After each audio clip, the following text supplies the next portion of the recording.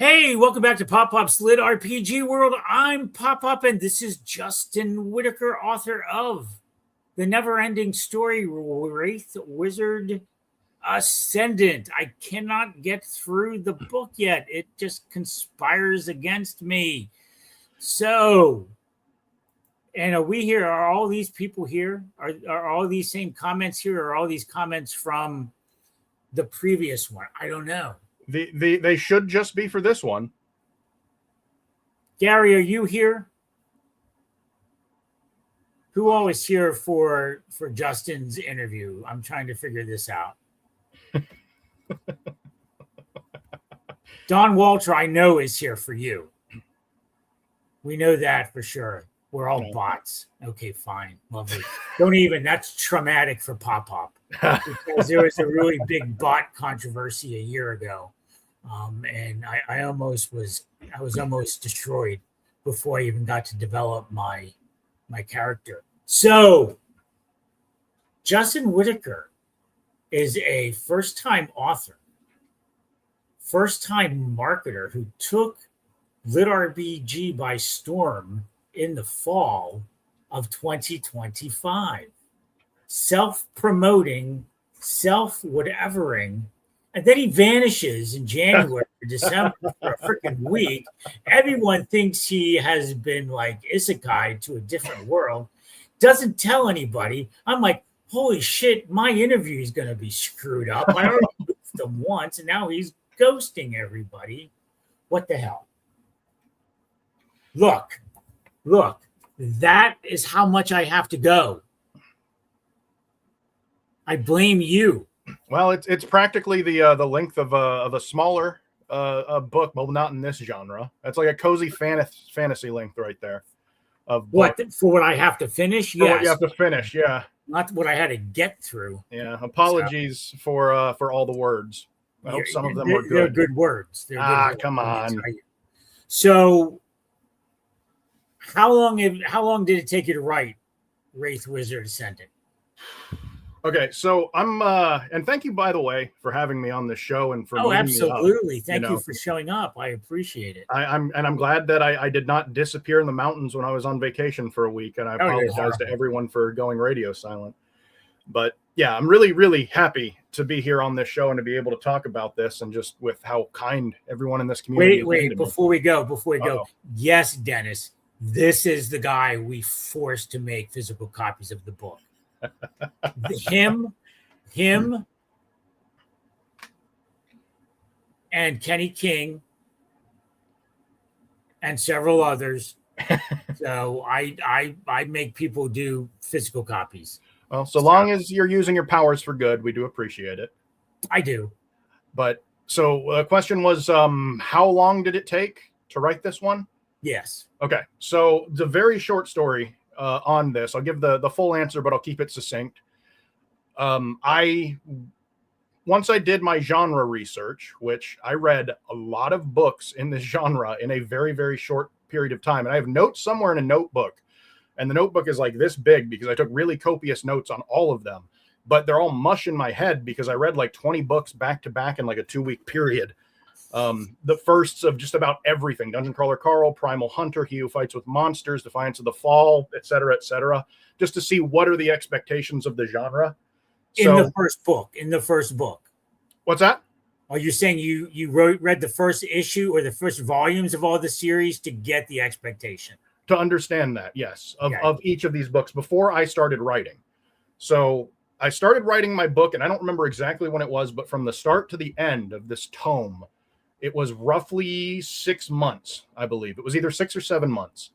And it would have gone quicker. I'm a lot more disciplined just with regard to having a skeletal outline of things now, because I just kept, another great idea. And you go back and that would change something else, and that would change something else.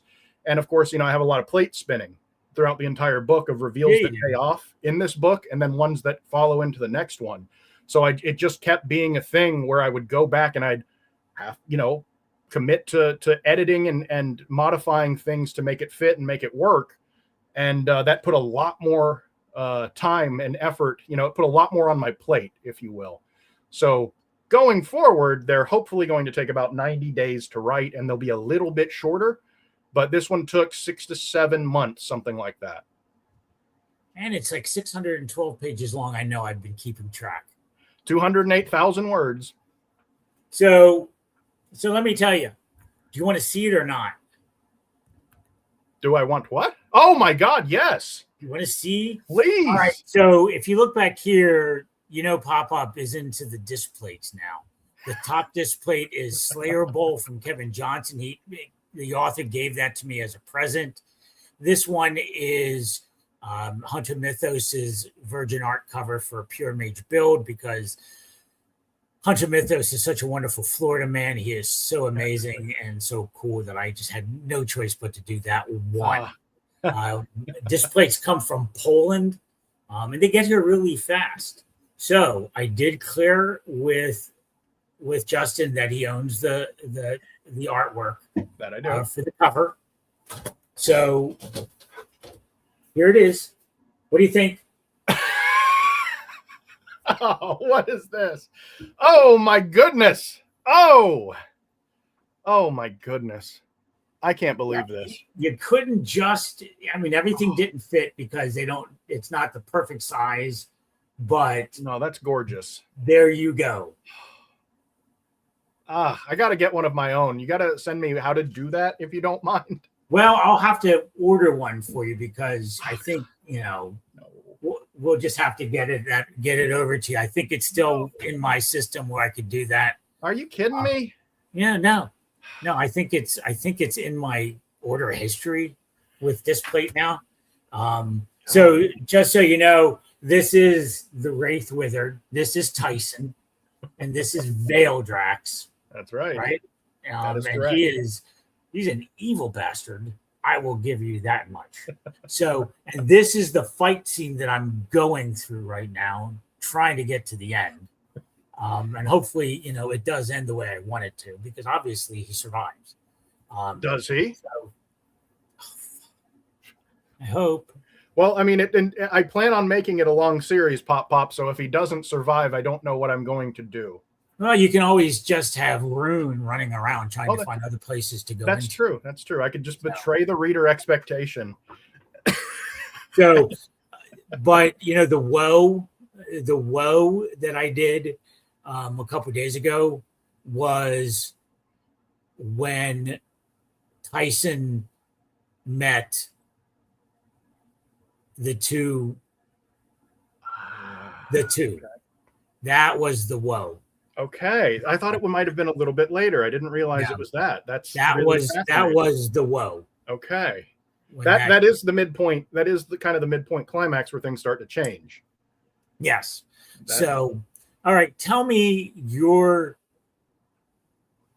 3-minute blurb of Wraith Wizard. I can't do that. Wraith Wizard Ascendant. What? I picked a name that. Sorry, I picked a name that can't get pronounced by old people. It looks good written, but spoken out loud, it's a little bit harder. So I feel very bad for the person who's going to be narrating the audiobook whenever that comes out in a couple months. But the blurb for Wraith Wizard, my selling point here to all of you kind people in the audience, most of whom have already read the book, but some of you who may not have, and some watching after the fact who may not have. But it's about a person. So here's the hook. The hook is, it's a little bit of a unique twist on an Isekai, where it is an Isekai. Say that again? Is it an Isekai? See, some people think that you have to die for it to be an Isekai. That's not true. And I don't, that doesn't make sense to me. It doesn't have to. No, it would make it a reincarnation if that were a necessary part of it. But it is an Isekai because he is in a post-apocalyptic wasteland, and he, by what happens in the first chapter and what is revealed through the book explaining that, winds up in a fantasy land full of demons and dragons. So you take a jaded wasteland survivor, which maybe sounds a little bit like a certain video game franchise that is much loved in the RPG community called Fallout. So you take someone like that and you slam them into a fantasy world a la Dragon Age, Baldur's Gate, Skyrim, what have you. And you have that sort of, he has power now to make a difference and to make actual impact in this world, which he couldn't do in the Wasteland. So he, while being very jaded in the Wasteland, is maybe learning to open himself up again and forming relationships with people. This is very much a love letter to role-playing games, to video games. My big background, the thing that I love and the thing that really got me into writing this, to kind of guess the inevitable question, right, that comes up, why LitRPG? Why did you want to write this? Is I love computer video games, or just video games. They were called CRPGs once upon a time, and now it's just whatever.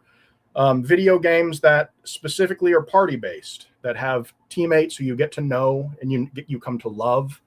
That's always been like my real love in media, more than anything, more than movies, more than TV, more than books. Even, at least growing up, I really liked video games, and I wanted to make a party-based video game inspired LitRPG. So it has the really, really intense, deep world building, I hope. And I try to never overwhelm the reader with it. It's there. It's mentioned when necessary.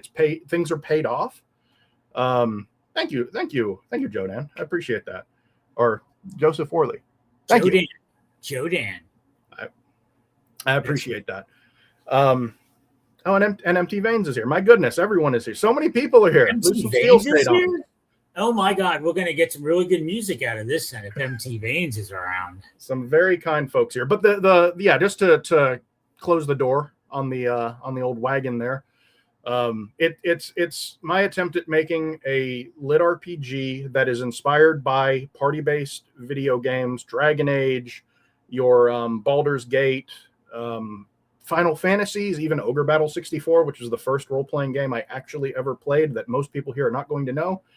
And I wanted it to have a lot of humor, a lot of heart, and a lot of action, but more than anything, I wanted you to really, really care about the characters. That's what I hope that I accomplished more than anything else. More than an interesting world, I wanted to write interesting characters. It is definitely a fantastical type world. You do have a way with all your characters. Good. You do have a way with how this all happens within just like a week. You are dealing with a main character who is broken when he first starts, just because of the fact that he is set in a wasteland thousands of years in the future. From my guess, from the way that it developed, everything's poisoned, everything's dead, everything's so far in the past. And you're dealing with a system, the Rune, who still just is driving me nuts as to what she ultimately will be, just because of how certain she was of her existence as this 99% perfect AI, or structured system. And she has changed so drastically by the end of the book, that there is serious change all around. Not so much necessarily with all the side characters and whatnot, who are really cool and I really like, but there is major change with Tyson and Rune, and I love that. It is a positive for PopPop in this world. And I'm glad that it is an Isekai. It's either that or a progression or a portal fantasy, which it's not necessarily portal fantasy. It's almost the same thing. Very similar to what happened in the land, where you had somebody agree to get sucked away from our world to go to this copy of a game world. That's still an Isekai, even though it's portaled in. So that's going through my head too. What is this world? Where it is? Where is it? I like that the concept here of people has to be different, because the people are demons and dragons. Right. And the differences of the demons, red, blue, green, yellow, all just different colors of dragon skin or demon skins. I think that aspect is really cool. And then you tell us and show us that it's kind of like I don't know if you know Columbia Games Harn. It's a role playing set where you have a continent or an island called Harn. I'm not familiar, admittedly, no. So Harn is just a little island, so a little subcontinent or a little continent, just like this is now just a little subcontinent, a little bit portion of the world, and this apparently is a huge one that they're on. So I'm assuming that your endless number of books is just going to be exploring all of the various races and species and other things that Tyson and Ruin get to visit. That's the idea. That's why I did. So you got to that. Okay. Yeah. So yes. That's the idea. The idea is this is one continent on a very, very large world that has all of the fantasy races that you might expect and maybe some other weird ones that you don't. And in book 2, which will be coming out soon, I can tell you exactly when it's coming out. Let's save that for later. No, but in book 2, I do introduce the third sapient sentient race. So I do introduce one character from a different thing, and there's a reason for that. And the reason, I'll just tell you how the sausage is made, why I decided on that early, is because I want that to be a hook for later books. I want you to care about this character, and then when they maybe go to the next continent, you have a reason to be there and a reason to care about it more than just Tyson's got to go there to get stronger or, to save the world, that sort of thing. But yes, and to go back to one of your points about the companion characters, right, it's Rune and Tyson who really get the major arc in this book. And the part of the reason for that, simply, right, is because it's a long series. It's intended to be a very, very long series. I don't know exactly how long, but if this is the only series I wind up writing, I like it a lot, so I'll be okay with that. There's a lot of things that I want to write, and there's a lot of worlds that I want to visit and that sort of thing, but I did very quickly, very early on, fall in love with this world, specifically this series. So I intend to make this a long one. So I hope people really like it, because I want to keep writing it for a very, very long time. Do I need a whole new bookshelf? I don't know if I can write that many. I'm going to try. My God, how many do you have up there? About 500? Well, then I have the ones under the book that I had to move. I have a whole Aethon shelf over here. Good Lord. And then one of my mid-century bookcases. So, but yeah, I want to write a very long series, and the character arcs that we have in this with the companions and everything are going to kind of be slower burning, slower developing things. I want them to be there and for you to care about them, and I want to eventually continue paying things off and being able to spend more time with them and developing them. But it was very critical in the first book to really make it about Tyson and Rune. And most people seem to think I did, other than the one negative review I got that said the AI is annoying. AIs are supposed to be annoying, for one. It's a trope, and I love annoying AIs. However, in this case, Tyson is just as annoying. You're the boss. Come on. But I do like the fact, again, he's broken. And after thousands of years in the Wasteland, the man can't read. He has no education. So even when the system grants him stuff, he doesn't really know what he's gotten, what he's received. He can read. She is teasing him about that more than anything. Okay, can he or can't he? He's reading the logs. He's reading it. Yeah, he does read the logs. He does read the logs, and he gets indignant, and she just blows by it. So how did he learn how to read then? Books. I mean, it's not as though, he didn't go to school. He has no formal education, which he always mentions. He does that. Right. So there would be, remnants of papers, of scrolls, of books, of computer terminals, that sort of thing. But Fallout. Oops, I didn't. Like Fallout, yeah, exactly. Like the Wasteland is very much patterned like a Fallout or the game Wasteland, or any number of post-apocalyptic worlds that you can, that you might conceive of. Yeah, literacy is it's not something that would fully go away, I don't think, after the collapse of a civilization. Also, because this is not right after the fall or anything like that. It is, as you guess, either several hundred or thousands of years after the nukes fell. It's something where, as crazy as it is and all the marauding and everything, at very least the nuclear fallout and everything would be gone from the world. So they would be able to explore a little bit more expeditiously than immediately in the aftermath, in theory, at least. I can't even ask a lot more questions because do you mind if I just like sit here for the next half hour and try to finish it? Yeah. Finish this book while you guys talk. Go ahead, talk. Go ahead. Yeah, I can just look at the questions and I can just bloviate. Just, I'm gonna. No, I'm kidding. I'm not gonna do that. I can put on my glasses and I can take a real close. Wait a minute. I'm not even Pop. Without the glasses. What the hell? How did you people let me do this for 2 whole episodes? There we go. Hey, we look like twins. Hey, Pop. How did you guys let me do that? You didn't tell me I didn't have my glasses on. Jesus. I didn't know that was your gimmick. It is. Clark Kent. Not Pop. It's a well-known thing. Hey, Wilkie. Wilkie's here again. Wilkie is like the... Is there a dog meat-esque companion in our future? Thank you for asking that, Nicholas. No,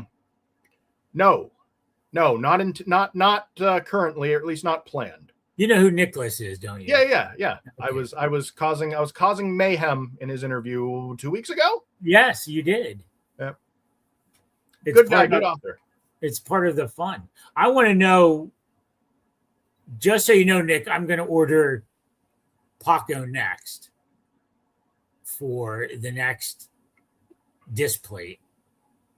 I already have it sitting up in a inbox in a shopping cart, so I'll have that shortly.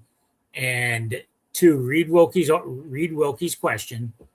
Oh, and then also, Nick, I want a shirt. I need a shirt. Paco. You know that. So, all right, go ahead. Question was, who inspired you to start writing LitRPG? And I always wanted to be a writer or at least a storyteller of some sort. And a funny story, I had a misconception about what LitRPG was. I saw it in passing once upon a time. This is actually a funny story. I'll go back just a little bit. I toyed with writing a number of different things, all sorts of different things that had no audience. Like I started writing a cyberpunk Western, which sounds really fun, but then who would buy it? Kind of had that thought, and like a little bit of science fiction stuff. And I realized fantasy is really a lot more popular in this, just in general. It seems like in literature, when it comes to literature, science fiction is. I have a great love for both, but it seems like people generally, it's a little bit easier to get your foot in the door if you're writing a fantasy. So what I did was, after I read Legends and Lattes and a couple other cozy fantasies, I went, I'm gonna see if I can do it. And I wrote one, and I wrote it really quick. The problem was I had no desire to write another one because it didn't have like the conflict. It didn't have the crash, bang, boom. It didn't have the mayhem and the, because it's cozy, man. It's cozy. It's cozy and it's great. And I'm glad it exists, and I'm glad people find it and like it and feel, happy about it. But I was like, I wrote one and I was like, I kind of liked writing it, but I have no desire to do number 2 or number 3 or anything like that. And so then I finally went and I looked at LitRPG again, because my misconception, and I have no problem with harem LitRPG, but my understanding was that we don't shame in LitRPG. We don't shame, but I thought that's all it was. I thought there was just that somehow. And then I was walking through a Barnes and Noble and I saw Dungeon Crawler Carl, and I Googled it. I think that's everybody's origin story to a certain degree, right? And so I Googled it and I went, oh, this is LitRPG. So it's not just harem. And so I read that. And that's, like I said earlier in the interview, I read Primal Hunter and I read He Who Fights with Monsters and Defiance of the Fall and this and that and every little thing, everything that I could in like a 2-week period, just to really immerse myself in what audience expectation was. And because this is a business in addition to a creative enterprise, we do have to talk about and be open about talking about, I feel like we do. Like the fact that I had to look at it as I want to make money doing this. Capitalism rears its ugly I head. know, right? So here, the funny thing is, I was like going back to the cyberpunk Western idea, and eventually I just went, I can't make any money doing this. Like, what am I doing? This is a self-defeating thing. So I went ahead and I started developing a fantasy world within, I don't know, 15,000, 20,000 words. I was like, this is it. This is the thing that I want to write. So what inspired me was I really wanted to write. And I had to find a way to do it. But then LitRPG, with the synergy of what I love, which is video games, and just the active storytelling, interesting companions, and the ability to do anything. Like, this is not a genre that there is the expectation that you provide a trope map and you say, this is exactly what it is. And to have, the alpha hole character, if you're familiar with that term from like romantasy, that's a very, very, very common trope. You can do just about anything. There's a sentient vending machine, there's a merchant crab. There's a merchant crab. It's a book called Merchant Crab. Yep. And there's a merchant crab in it. You can do all sorts of creative things. And I thought writing a fantasy with an isekai, with an interesting little twist on the isekai, because I didn't want to do apocalypse, because a lot of people do apocalypse, and apocalypse is great. But I didn't know how to put an interesting wrinkle on that. And it seems Lucian Steele sure did. His is Ascension framework. His is not apocalypse. That's true. That's true. You're right. You're right. He did point that out, and you're right. But I didn't want to do apocalypse. I didn't think I could, but I did want to write a big swashbuckling, rollicking, epic fantasy adventure. And over the course of what I was writing, it just became that, and it is something I really love. So that's a long-winded answer there. I'm sorry about that. That's okay. You're allowed. It's your interview. One thing, there are growing Western lit RPG, so they're getting out there. No kidding. So do some looking around. They are out. They are there. They're cropping up. I think they're coming to the fore. Very, very, very limited at this point, but they are starting to show up. Okay. Well, how about that? I had no idea. Looking around, and you'll see them. I do love my apocalypse. We all know that. I can't help it. It's just the way it is. We had a couple other good questions out there. We already know. Obviously, you enjoy writing a wizard, but why a wizard? Why the Wraith Wizard? Okay. See, it makes me sound like Wilkie asks great questions. He does. You really do. You are doomed. And thank you for this, because I really do like being completely open and honest about this stuff, but it does make me seem like a little bit shameless. And I hope I'm not, because I really do. If you read my book, you see that I really genuinely care about the world and the characters, and I did fall in love with it. But when we're talking about just the genesis of an idea, the word wizard was very popular with regard to people searching on Amazon for a book to read in LitRPG. You get LitRPG Wizard or Wizard LitRPG was a very common term. So I went, okay, and what goes with wizard? And I was like, okay, well, what's a thing that's like interesting but isn't used by anyone else? So that'll be my own unique thing. And then Wraith came up, and then I had to figure out how to incorporate Wraith into the story. And eventually I got there. And how long did it take you to come up with the acronym? Oh God. Days. I went back and forth on it constantly, and I changed the acronym several times, and I changed the combat system. I know that in the show notes here in the description, you're going to ask me about the coming up with a combat system, and just to I guess preview that here, multiple different ideas. Way crunchier at one point, way crunchier, because I was like, I felt obligated. What's that? It's crunchy enough. I think so too. I think the problem was I read a lot of stuff that was really, really crunchy, and I was like, maybe this is maybe I have to do more, because there was like glancing blows, and there were like crits, and all other stuff on top of this. And then I was like developing prestige classes and stuff, like an analog to that. And then I was like, I can't track all of it. I don't want to. It's too hard. So it's all integers now. It's all very simple integers. And I don't feel like it's too complex. And I always try to handle the math on my end. I never make the reader do it. I don't know, from your perspective, would you say that I do an okay job of like handling the combat and the numbers and the leveling and all that fun stuff? Yeah, because you basically get to decide whatever. I mean, Rune apparently gets to decide whatever she wants to in terms of giving away experience points and whatnot. But they know that, again, we just don't know what Rune really ultimately knows and what she can recall and what she's actually doing with the system. So, yeah, I mean, that's fine. And it's progression. And, the progression, the leveling up is getting more difficult by about 10 to 20,000 per level. Mm-hmm. So you're just not handing shit off to Tyson. You are not allowing him to become OP in the strict classical sense, because the extra skill point, so to speak, comes every 10 levels. And is it going to be a spell point or a skill point? You force him to make a decision, so he can't grow mega overpowered. He can with his attributes, but again, he doesn't really know what to do with the attributes yet. So, and then he usually does them wrong anyway. So it is a nice enough system that he's not going to become like an OP monster. He's not going to become a god. That's really that's the intent. I want to make all the companions necessary in his journey. Everyone who comes in, they're not, I don't want them to be props, and I don't want them to be useless, and I don't want them to just be there to be saved, that sort of thing. Like, I want it to be a very synergistic, symbiotic sort of relationship where everybody's contributing. That's the idea, at least. Execution is on me, obviously, and hopefully I continue to do an okay job of it.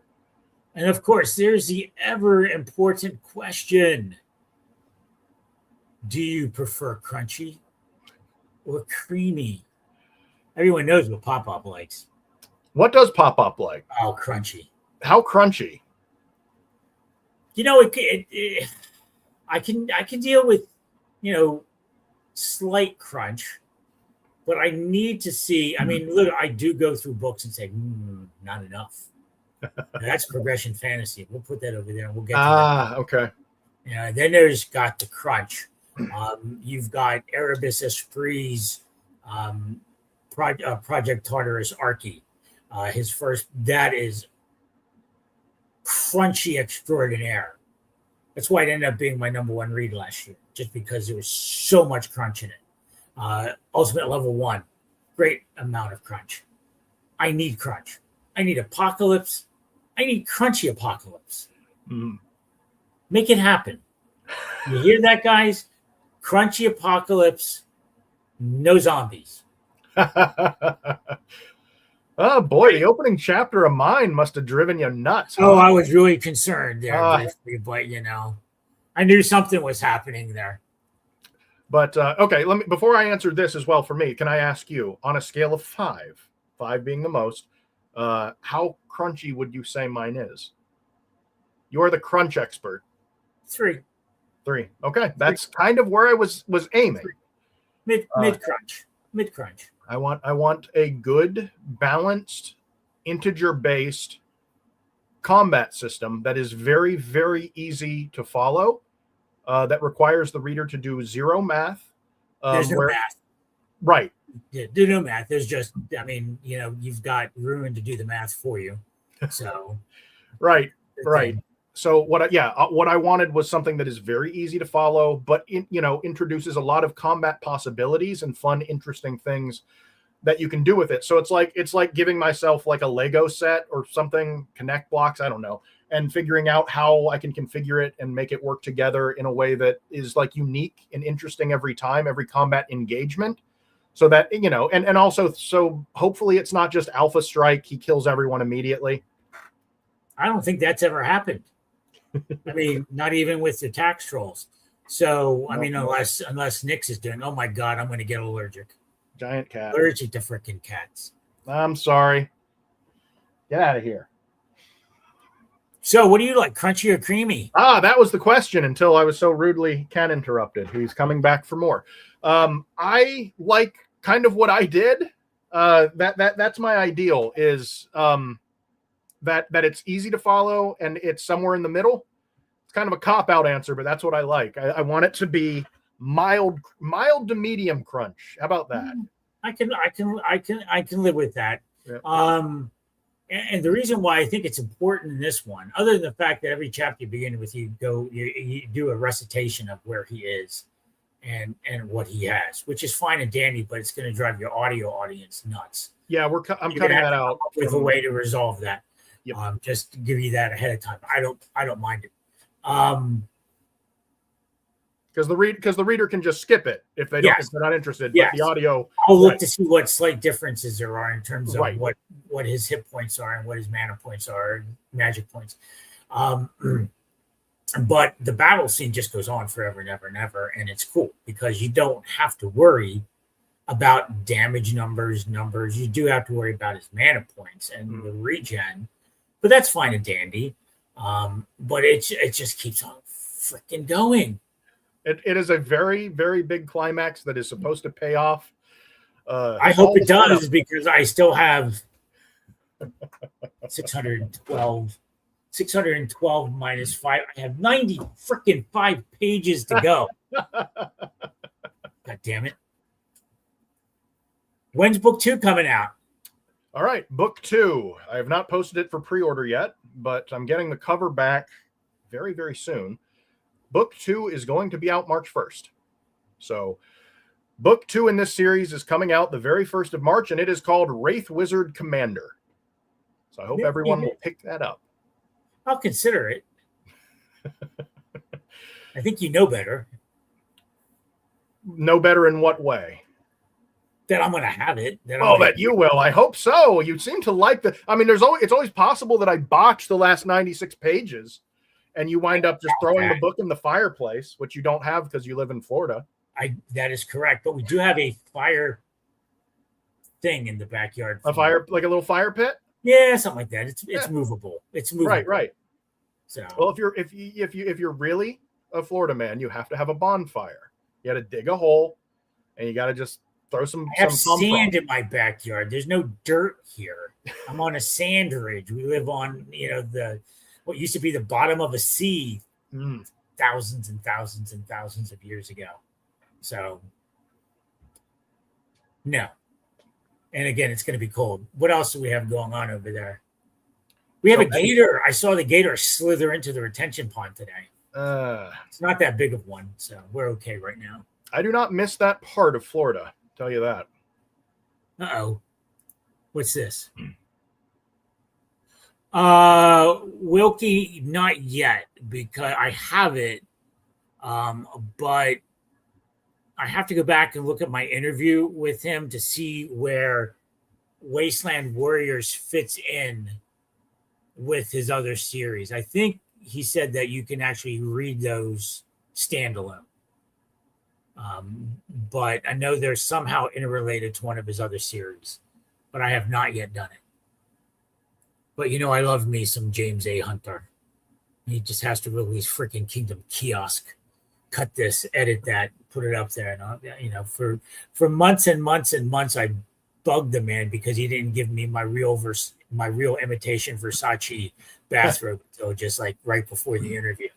So I always bug him for new books. Go read Discount Dan if you haven't yet, Justin. I have heard very good things about it. I don't have a whole heck of a lot of time to read, though. Well, find it. Find it. There, it is. That and Magic Murder Cube Marine. Murder Cube Marine. Okay. I will consider giving that a shot. Those are two to read. So they're standalone but interconnected. Thank you very much, Wilkie, for hurting my brain yet again. So Wilkie and I are in a story together. Oh, along with Hunter Mythos. After the LitRPG Con fire, because there was a fire at the LitRPG Con. Right. Sean Wilson came up with an Isekai project And he invited other authors to write. So, there's several, Troy Osgood, of course, wrote about goblins because he likes goblins, and Sean Wilson came up with one where it was Hunter Mythos, Pop, and Wilkie on a team. Wilkie was a mimic. And Pop had a backpack full of books, which was correct. I had a backpack full of books. Had to save your books. I had to save, and so I could pull out a book, and for a certain amount of period of minutes, I would have the power that was in that book. Oh, that's funny.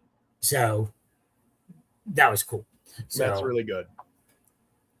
So we did get put together as a team that ultimately would have saved the universe if the project was ever completed, but I don't think it ever was ever completed. So we have March 1st coming out. March 1st. Yes. When is audiobook coming? I've got someone working on it currently. We haven't put it out there and announced it and hyped it and everything, because when I say they're working on it currently, I mean that they have other things ahead of me, and they're going to work on it as soon as they can. And when they do, they're going to roll right into book 2. So they have told me that as soon as they have a slot opens, which we think is a couple weeks, they're going to record book 1. They're going to record book 2. So I don't know that book 2 will be available right on March 1st. For release. I don't know that for sure. In audiobook form, I don't know if that'll be available March 1st, but that's what we're trying to do. And subsequently going forward, because I didn't expect this book to do as well as it did. I'm thrilled that it did, Has it? Did it? It did enough to pay for the audiobook. There you go. And the cover of book 2. And these two things are not cheap. I would have loved if they were cheap, but they're not. And I think the cover is what sold my book. A lot of copies of my book. It's a really awesome cover, and I didn't do it, so I'm not bragging by saying that. It's just it's. I found an author or a writer. I found an artist. Pop. I found an artist who I felt really matched what I was looking to do, and people liken it to old sort of covers, old fantasy covers, that sort of thing, but maybe with a little bit of a painterly modern twist. And I agree. And it costs a lot of money, but I think it sold enough. It clearly, because people always comment on the awesome cover, that it sold a lot of books for me. So I'm going to keep going with them. I'm going to keep on going with them. So we have two important questions down there. We're going to go to MT Veins first. Let's go. Let's give MT Veins some loving there too. So any idea how long the audio is going to be? It's a day. 24 hours. You have to sit down and listen. Yeah. Let me pull up calc real quick, and let me do the math just real quick. Wow.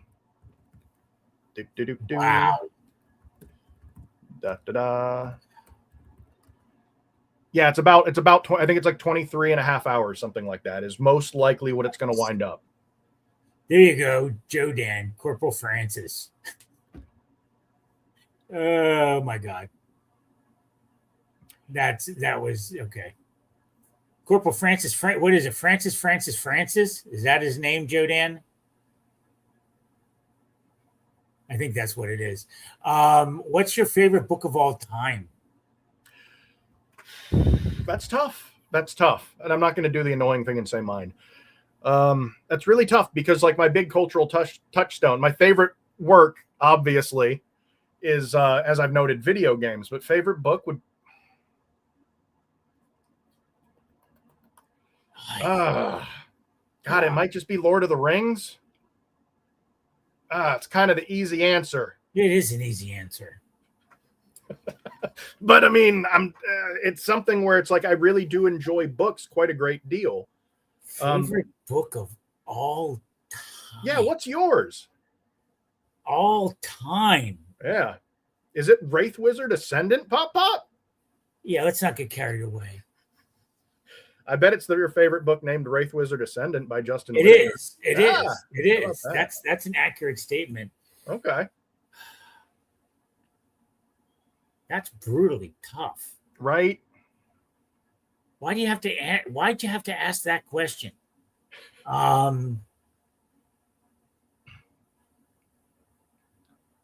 There's just so many. Right? I mean, am I allowed to say that there's a love story that I like? That If might it's be your way favorite, high up there. Obviously. I like the Golem and the Djinn. The Golem and the Genie. DJINNI. I don't even know that book. It's a love story from 10 years ago. It's her only book. I think she struggled after that. Oh. Well, I think that's a wonderful book to have as your favorite. I don't know, but also I don't know if I can just pick one. It is so brutal of a question. It's tough, right? It is. Loader is solid. It was okay. Well, we got a good Wilkie we missed. What did we miss from Wilkie? Do you prefer to write comedic lit RPG or more serious? Yeah, I saw that one. I passed over that. Oh, okay. Is it okay if I answer it very briefly and very succinctly? Yes. I like both. I like having my cake and eating it too. What's that? I said hi, Iron Eyes. I'm just saying hi to people. But yeah, I like having my cake and eating it too. I really like incorporating comedy into it, and I also like incorporating a lot of the serious stuff into it. So I think you did. I think it's there. I think the foul-mouthed portion of Tyson adds to the comedy. So I think in this regard he did it. Wilkie, what are we saying about Jez's Alpha series? Alpha, from what I understand, is darker than normal for Jez, and I don't know if I'll ever get to it. I'll do Underverse before I do Alpha or Alpha Rise. So he is the first. His is the first third of Wasteland. I'm farther than that into Wasteland. Come on, Joe Dan, give me some credit. I've gotten farther in. I love the understanding of what a Wayspring. I know what a Wayspring is now. So, and if you see, you're right up there. Look, you're in a good spot up there with all the other Shadow Alley Press books. So, quit whining. And Randall Tatum, author, happens to say the book Lucky, which just happens to be his. Lovely little book. His new one, Luckier, came out a few days ago. It did. So, I don't have that one yet. I have Lucky back there. Do you? I do, but I don't have Luckier yet. So gotta love everybody being shameless self promoters. If I published a book, I probably would self promote my own book as well. And there's Joe Dan talking about Snow Crash again. I have Snow Crash back there, but I've not read Snow Crash. I guess I really have to, since it's really super duper cyberpunky. Okay, here you go. I have to read Eden Hudson. Eden Hudson has to bag out on doing interviews because she lives in the boonies, and she doesn't have enough interweb strength. No kidding. Yeah. So if you guys want to read a series that is non-lit RPG, but is an amazing romp and rollick through time, and it was what I was reading before Dungeon Crawler Carl smacked me upside my head. It is the Chronicles of St. Mary, or St. Mary's, by Jody Taylor. Don't call it time travel. You don't know what I mean by that.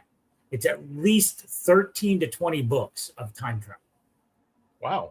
It is amazingness to the extreme. If you want to move away from the crunchy or the creamy and just have a palate cleanser, Jody Taylor's Chronicles of St. Mary.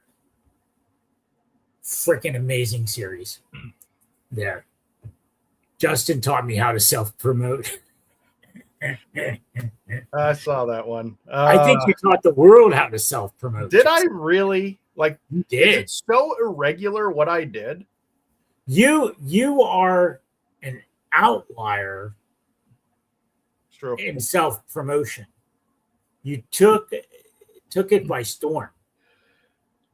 Do you think so? Like by storm? I mean, I know By okay. storm. I First mean, time it was a cyclone. Bag.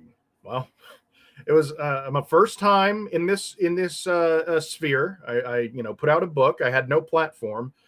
It was a thing where I kept like, okay, I know I have to do this, and I know I have to do this, and I have to build up a platform on Facebook, and I have to blah blah blah, and I just couldn't make myself do it. So I just released the book, and then it was like, okay, now you have to, or you just wrote a 208,000 word book, and you're going to make $0 on it. You'll lose money because you paid for the cover.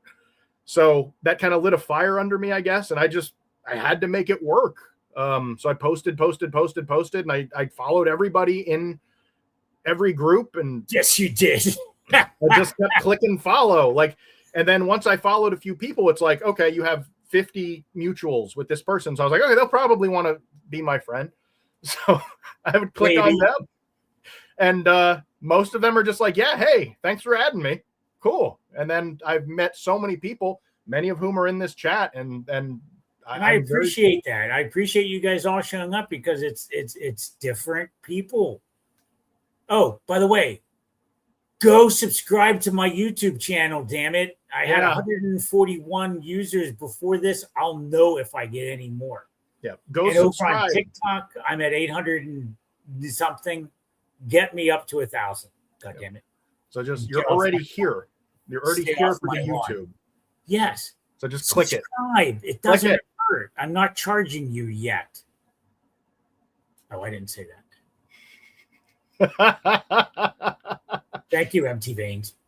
And Random does say, yes, that's how we met. I just followed him and we started chatting, and we've gone from there. It's cool that way. I mean, and people, put up with me, and what I do is look for newbies. The big timers don't need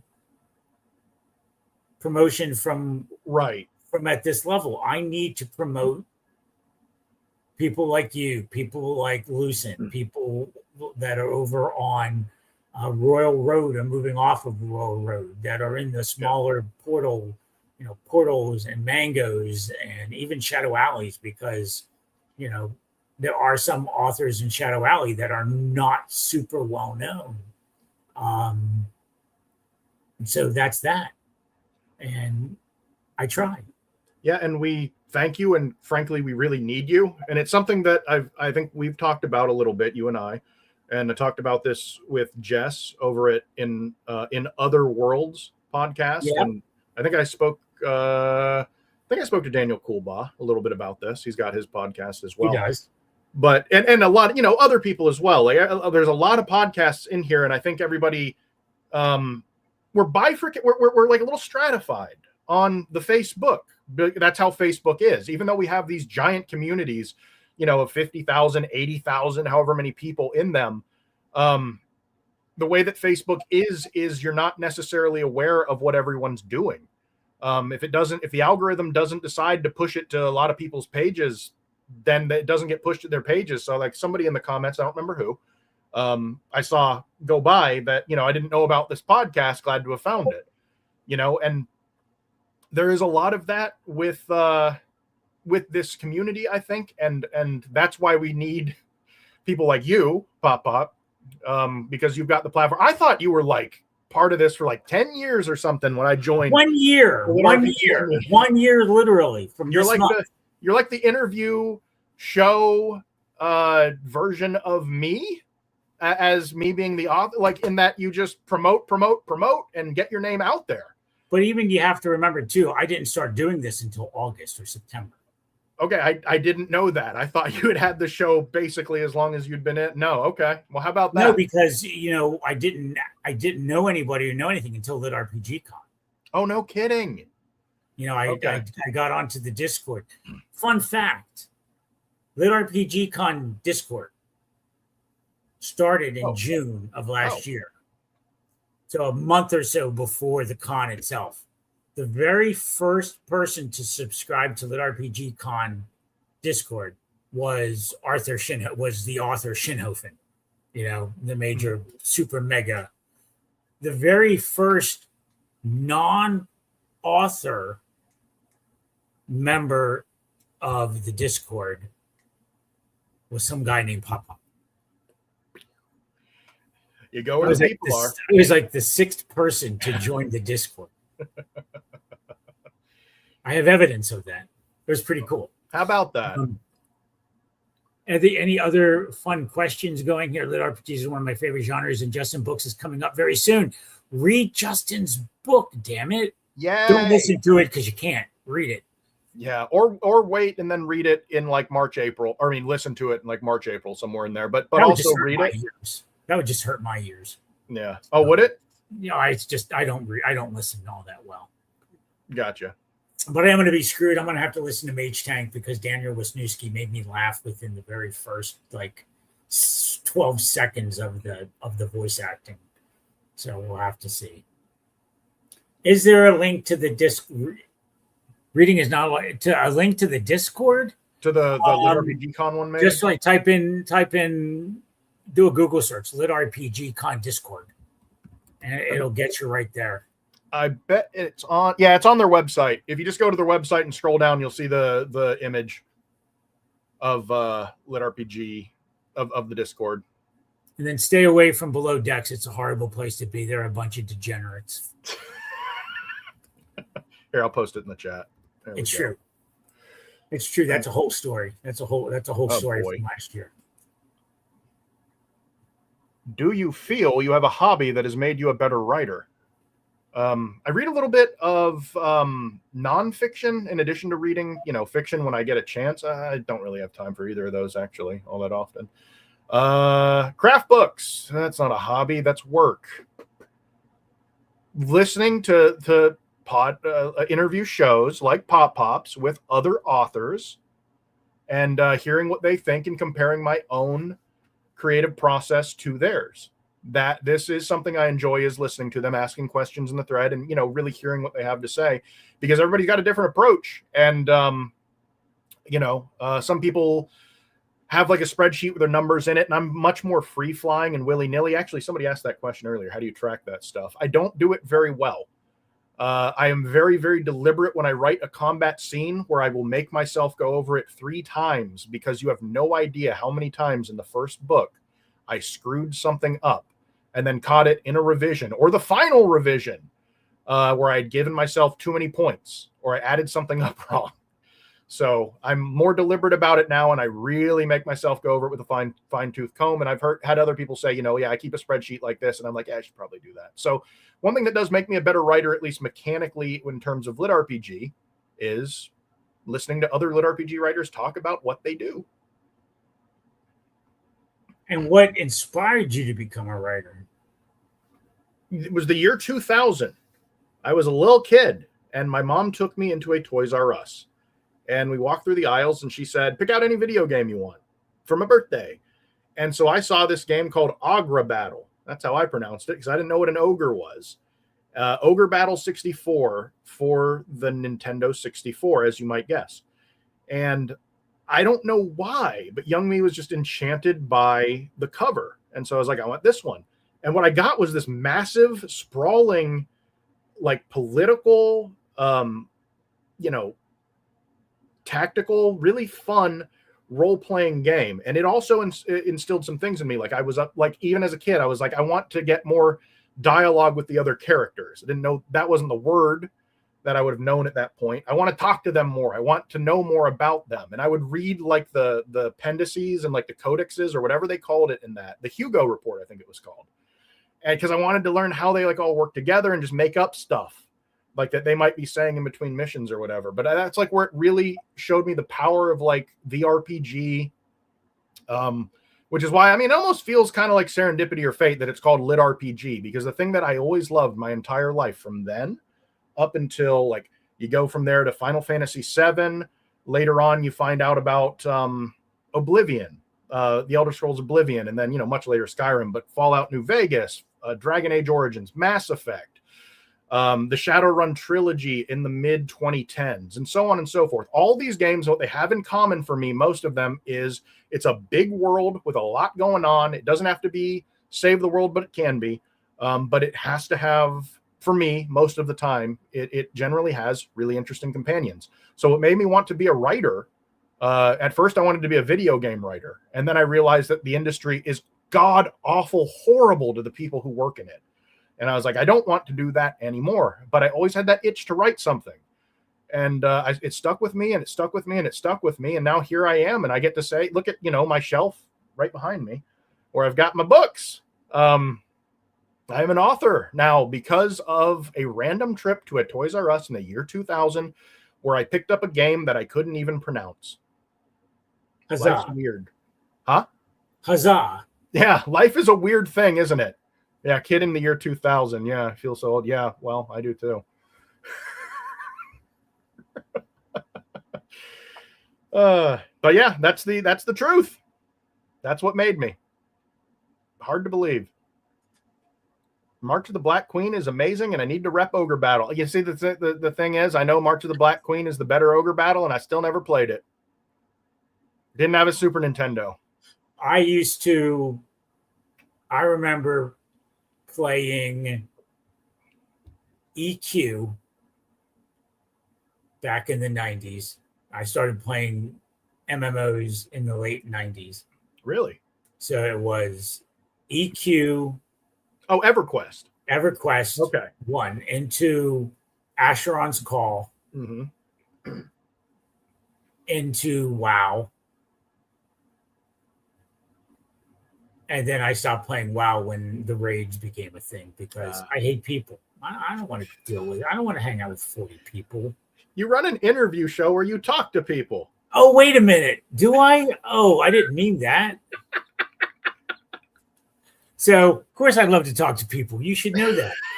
God, just hang out with me for a little while and you'll find out I'll talk to anybody about anything. It annoys the crap out of my wife. All I have to do is hear one word and I can have a conversation with anybody.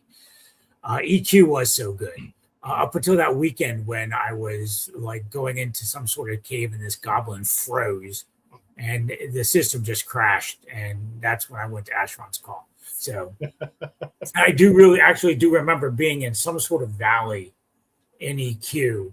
And I was just sitting in the woods and I just saw somebody's like magic missile or flame bolt go flying through the zone.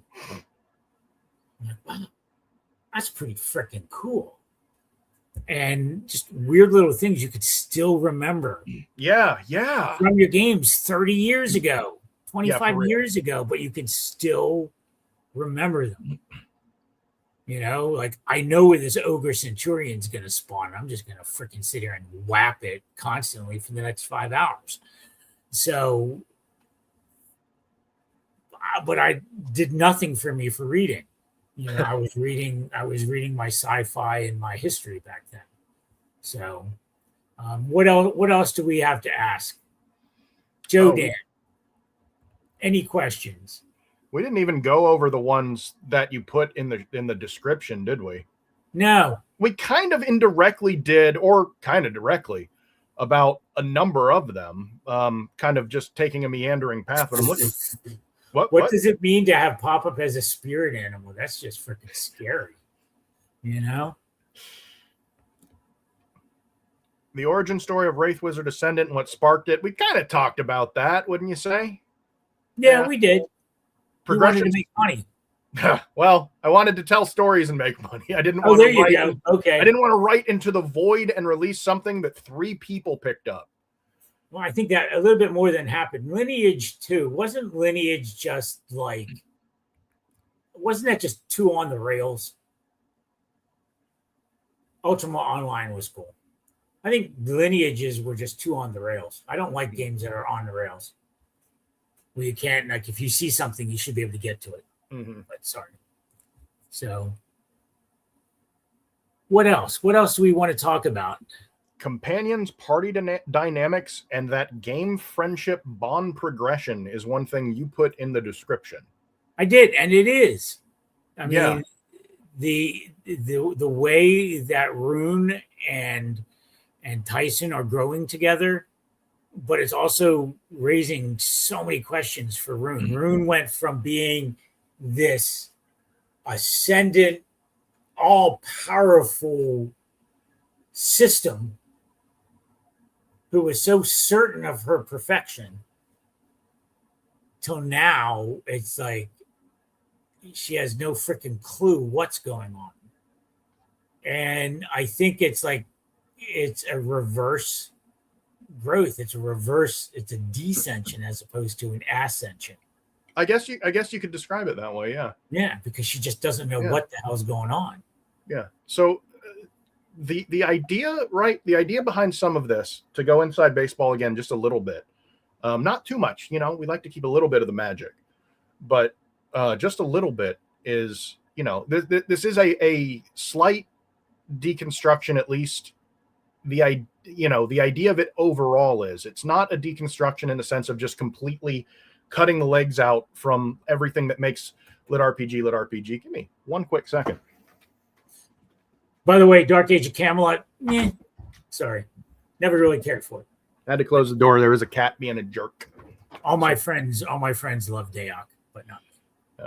So it's a very, very, very light like deconstruction where you're introduced to certain things and it's presented in a way that is typical. Not paint by numbers, but you kind of feel a familiarity. You've read books where a lot of these things are the way that they are.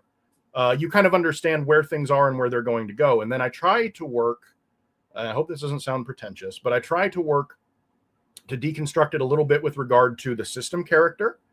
I try to deconstruct it a little bit with regard to the main character. And then the companion characters, the thing I really, really worked hard with them is that they should feel essential to the story, even if they don't get their full arc in this story. But everything that I tried to do, like, for example, you might read books, and again, I'm not casting any aspersions, right? This is something I've noticed people wanted. You read books where everyone's nice to the main character, or at least all the companions are all the time. And the first companion I give him does not like him or trust him at all. Not Rune, but Nyxandra. Like hates him, doesn't trust him, thinks that, he's a charlatan, calls him that outright. So there's just things like that. So that's why I say it's like a slight deconstruction, like the system character really going through it and not actually being all knowing and imperious and high up on like a pulpit looking, where everything they say and everything they do is like correct or whatever. That sort of thing, and trying to make like a vulnerable main character. There are plenty of them. That's not like a unique thing I'm doing, but kind of teasing like the overpowered thing, but then not going there, or at least I always have a caveat. I always say, well, I hope I didn't, and that's the truth. I hope I didn't. I have a couple comments we have to make. Oh, so Justin, have you put your book in any little free libraries yet? If Justin would put his book in a little free library, you're going to see like 20 other books littered on the ground because none of the other ones would fit. They won't fit. So, that's not the best use for the little free libraries when you have a 612-page book that PopPop can't finish. So, who's the narrator? Can you tell us? I think I probably can tell you, but because we haven't announced it yet, I'm going to wait on that. Once they start, we'll probably do like a rollout of that. Introducing and all that fun stuff so that I can post it on my social media and try to get some momentum with that. And again, another wonderful Wookiee question. What characters, not including Rune or Tyson, in LitRPG, who would you want to be best friends with? Like I've said, I've read so many books in a 14-day period that it's all kind of mush in my head. 14 days? You didn't mention that. Oh, did I not? 2 weeks. Yeah, about 2 weeks. And I have notes and I could go through the notes. But the problem is up here, it became like just goop, I cannot, when I tried to remember what happened in Defiance of the Fall, what happened in He Who Fights with Monsters, what happened in Primal Hunter, what happened in this, that, or the other, because Dungeon Crawler Carl's the first one I read. That's the one I can recall best. But the rest of them, yeah, it's tough. The cheap answer is Princess Donut because everyone, well, not everyone actually does like her. I've noticed that there's drama There seems to be drama online about Princess Donut. Some people love her and some people hate her. People obsess about DCC way too much. I said that out loud? Oh my God. It's a horrible thing. But there's a lot of good books out there, and when I read the next one, I am going to focus on it and not try to blow through everything. Yeah, Frank the Axe. There you go. Gary. Yeah. So I had something I wanted to say, but God damn it, now I can't remember it because I'm old. Hey, be careful. Don't say that word. You'll get a negative review on Amazon. What? The GD word. It. No, who cares? Yeah, I got a 2-star review for using that word. Are you serious? Oh yeah. You haven't seen my I don't pay attention to reviews. Yeah. No, I got a 2-star because I used the GD word too many times. It's okay to use it a few times. I use it too many. But, the F-bomb you can drop all over the place as many times as you want, which you do. I do. I do use a lot of swears. What's up with that, huh? There ain't no problem with swears. Here you go. What's the best DCC book? I only read the first one. You only read the first one. I only read the first one as part of genre research. Part of your 2-week immersion. Yes. My immersion anti-therapy, my saturation. You know what? I understand that completely because when I went into the industry, into the genre, I went LitRPG and all these things came up. So I read book 1 of Primal Hunter. I read book 1 of Will Wright. I read book 1 of He Who Fights with Monsters. I read all 8 books of Rise of Mankind by Jessica Jayo. Then I started reading novels or the books by people who are going to show up at RPG Con. And then I started leaning away from the OG. Right. For the lesser knowns. Because you can find so much. And then, I learned about Railroad. Dude, you can live on Railroad. You can go into Railroad and never come out. Yeah. With the good shit that's in there. So there's just so much to do, so much to see that I don't know what the best one is. I don't know who would be my best friend.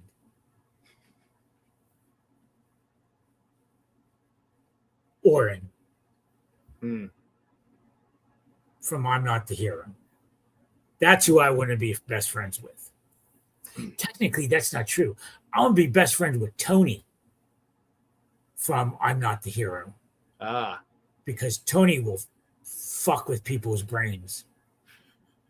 Sorry. Hey, your show. You set the. I know. You set the rating. I can say whatever I want. You can say it. Okay. Am I allowed to? Sure. Why not? I'm a boomer. You can say whatever you want. Oh, okay. I'm not the government. Oh, God. I had a Goodreads that said, obviously, this man has never been in combat, said about a person who is in the military. Yeah. How about that? Wait, where's that one? That's 3 comments up. If you would write an insane, yes, I would read an insane Western lit RPG. Like a Weird West? Like, is that what you're talking about, Matt?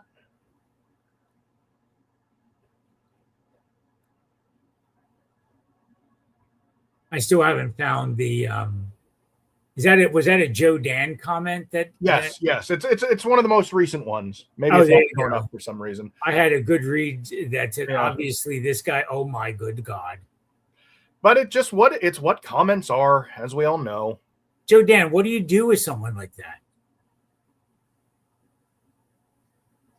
What can you do?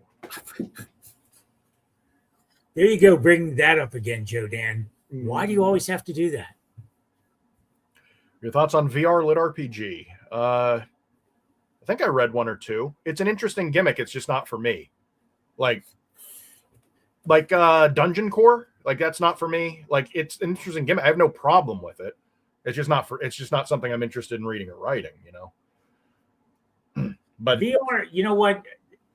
I have to really find a VR to read still. I know that Jay Krause has a VR book that I have to read because I love anything that Jay Krause writes. It's a writing machine. He is.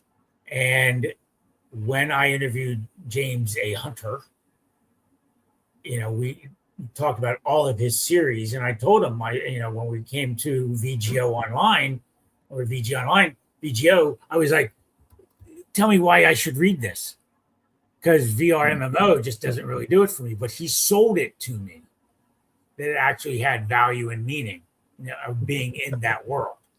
So now his I will read, just because it's James A. Hunter and he needs to release Kingdom Kiosk. It always comes back down to that. What else? Joe Dan, we love you. Don't worry about it.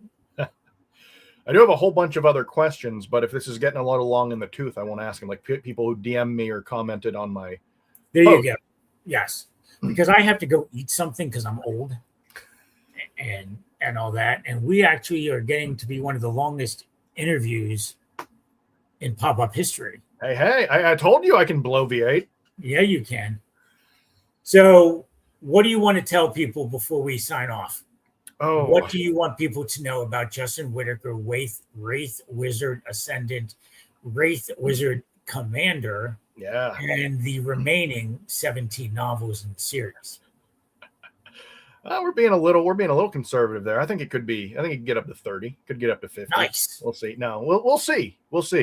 But for everyone here and for anyone watching later and anyone who talks to me on Facebook or is relatively nice to me on Reddit, for the few people for whom that is the case, just genuinely thank you, because you do make this possible for me. Everyone who read my book in Kindle Unlimited, that's a couple dollars, and everyone who bought it and anyone who checks out the audio book, but more than just trying to make some money.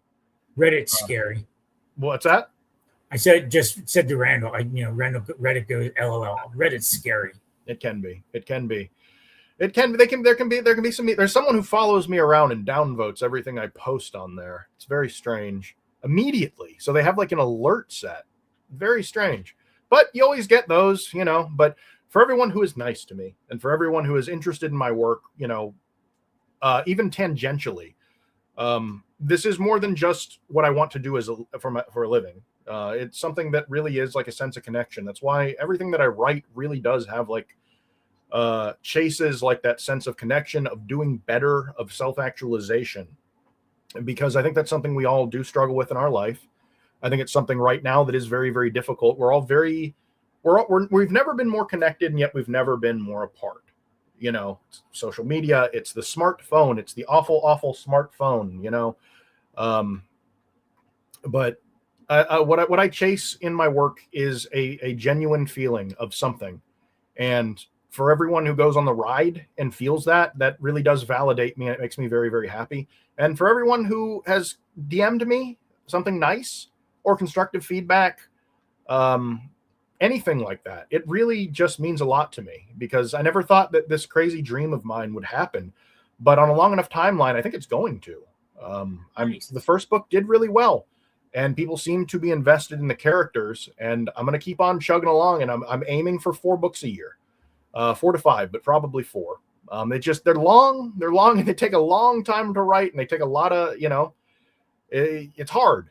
It's very hard. So it's validating that people have found it, that they like it, and that Pop, I forget exactly what word you said, but like that I was like a cyclone coming through. Like my book was a surprise hit. Are you going to go to LitRPG Con? I'm gonna be there for sure. I'm gonna be at LitRPG. Whether you're there as a fan, as a whatever, did you put an application in? I didn't. It's too late now, isn't it? No. Oh, well, I still might. I don't know, because I'm not gonna sit there and at a table and sell books. I'm not big enough yet. No, that's not. But as a panelist, but there's also places you can do. I'll put you in touch with somebody about that might be able to give you some of that. Oh, but even if you just go up there and be out there and you talk, right? Yeah, that's my goal. It's the contact. Right. That my goal right now is networking, meeting all the lovely people who have friended me, who maybe have friended me without ever interacting with me because I just always click friend on there. But looking forward to meeting everybody, and I'm really, really hoping that we all have a great time and that there's no fire. Everyone was concerned about Pop-Up and Gims that night, and we were at our hotel room asleep. So when I woke up the next day on Sunday morning, I was like, holy shite. What the hell happened over there? So that was pretty wild.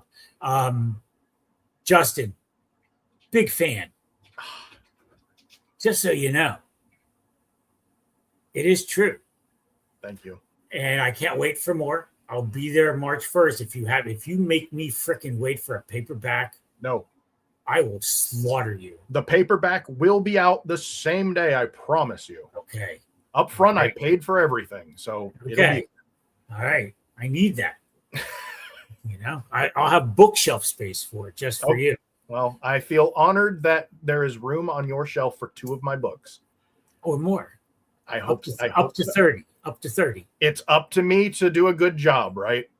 That is correct. All right, guys. So also subscribe, follow me over on Facebook. Go follow me on TikTok. I'm up at over 800 followers. I want to get to 1,000 organically without having to, utilize readily already established type.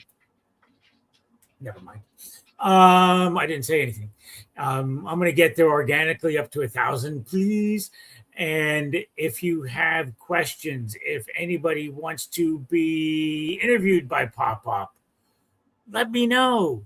I have time. I have Thursdays. I'll probably end up doubling. I am coming up with a concept called Royal Road Wednesday. Wow. Where I'm going to hopefully get people who have gone through the Royal Road process to get up. Just to go over next week real quick, Tuesday night at 8:00, Rec and Pop show. We always do that every 2 Wednesdays. Next week, I have to cheat.